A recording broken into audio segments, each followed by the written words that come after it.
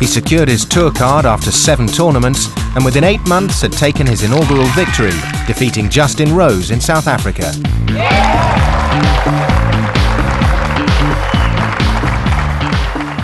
I kind of expected myself to do really well, but I think winning for the first time is a different feeling, and you know, it's one of my fondest memories and biggest achievements, I think. You probably just don't realise it at the time, because it came so quickly, how difficult it is to win, because I didn't win then for over a year.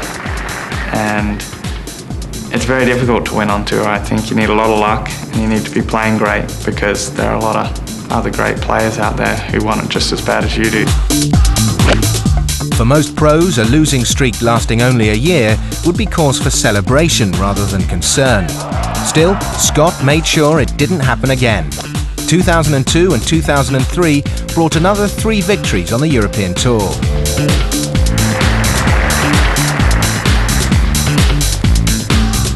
It was a level of performance that convinced Butch and Adam that an assault on the PGA Tour was a realistic target. By September 2003, Adam took his first US event, a 4-stroke win at the Deutsche Bank Classic in Boston.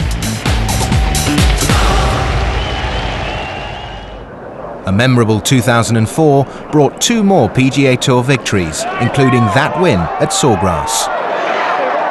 If I hit it on the green and 2-putted and won by 2 and made it look easy almost, I definitely wouldn't have got as much out of it.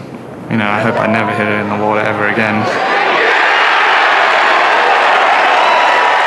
I think it's also made him realize that he belongs. He belongs in the upper echelon of the players, where I'm not too sure before that he actually felt that. Now he knows he belongs in the top 10 in the world. Now he wants to get in the top 5 in the world, and he feels comfortable in that position, and that's what that win did for him.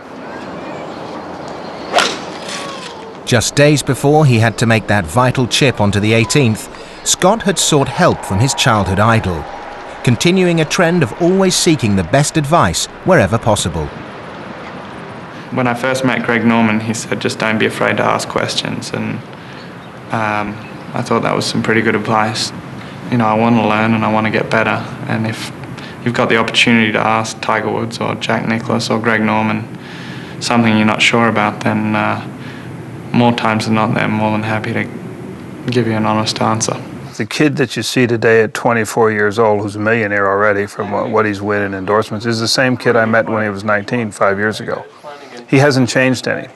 I mean, he still works hard. He's still a very humble, nice young man, not the least bit arrogant. Does he have a self-confidence about him? Does he know how good he is? Of course he does. All great athletes do. But I think the nice thing that I like about Adam Scott is he's still the same person he was as a teenager.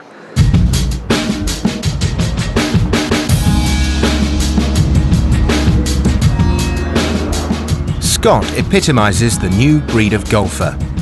Inspired by Tiger Woods, they're younger, fitter and more athletic, better coached